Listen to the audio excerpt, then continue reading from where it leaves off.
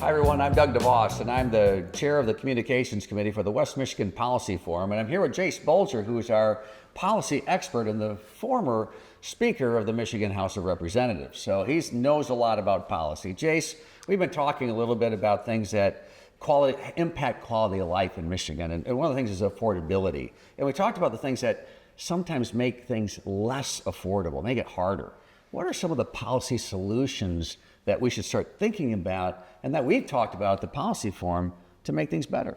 I think a government that is efficient and effective is where you have to start. And so nobody likes to pay taxes. We all grouse about paying taxes, but to have police and fire and essential government, yeah, absolutely, we all have to chip in. But we ought to do that in the most efficient and effective way possible. And so it's making sure that we're not looking to government or having our government do things like splash pads, things for just a local certain community that doesn't help us all, and that is not essential. So things that are not essential, I think, ought to be brought out of state government, and because trust me, those politicians will look for a way to spend the money if they've got it.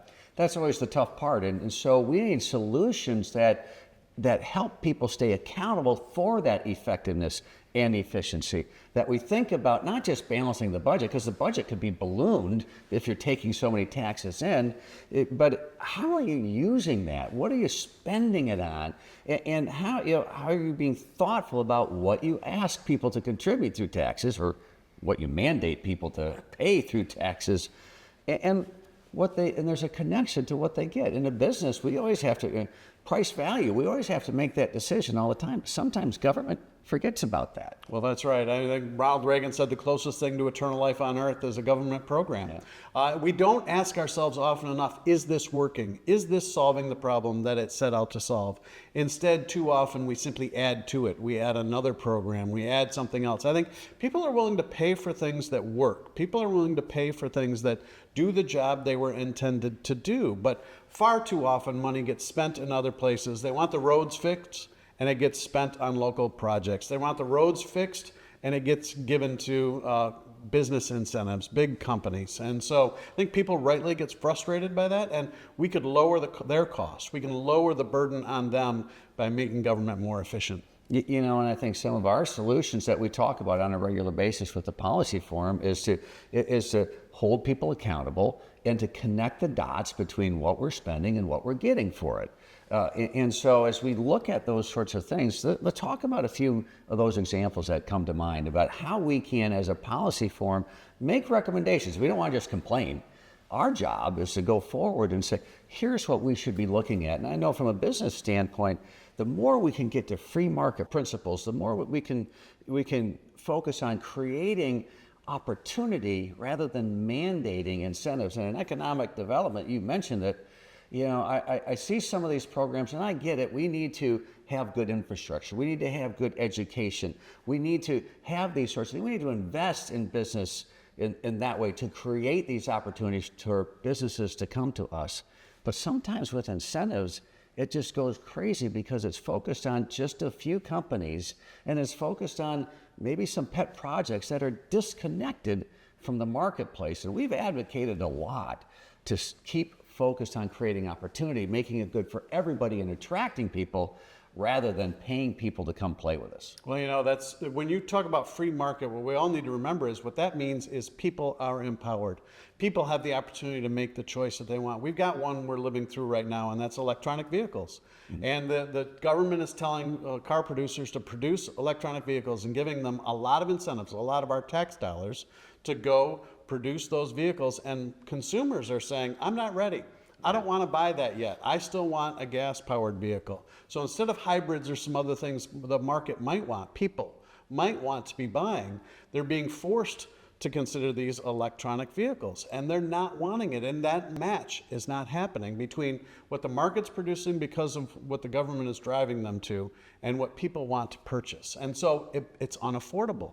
And so people are saying, listen, these vehicles are not affordable. I'm not ready for them yet.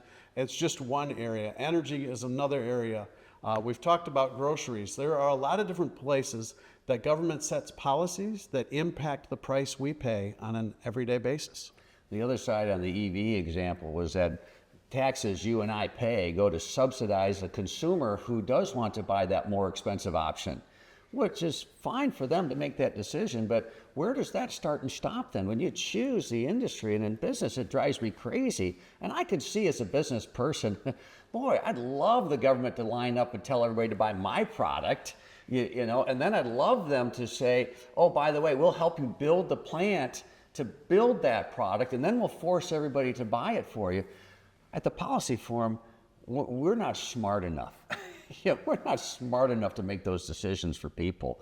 We believe people are smart enough themselves, and what we want to create is just the environment for people to make their own decisions. I'll let you in a little secret. Politicians aren't smart enough for it either. And what I saw when I was there is you'd have committee hearings where they'd always be talking about, well, we need to do this because we didn't anticipate this. When I say this, we need to add this tax incentive because we didn't anticipate this. The point is they were always reacting. And I would sit there in the meeting wondering, isn't this the very problem? Politicians aren't going to anticipate what consumers want next, what people want to buy, what businesses might produce. Certainly the iPhone we may all have in our pocket. I'm wearing an Apple Watch. Yeah. The point is, no government program created those. Somebody went out and created that, and consumers said, yes, I want it, and they went and paid for it. The rapid development of that, the competition of that, further empowered consumers, and they're paying less and less every year for it. And that's why we have a good time at the Policy Forum talking about these sorts of things. So thanks for this, the ideas of what we can do to increase the affordability from a policy perspective for Michiganders. And if you want to know more about these policies, go to wmpolicyforum.com, wmpolicyforum.com, to get more details, because the details are always so much fun. Thanks for joining us, everyone. We'll talk to you soon.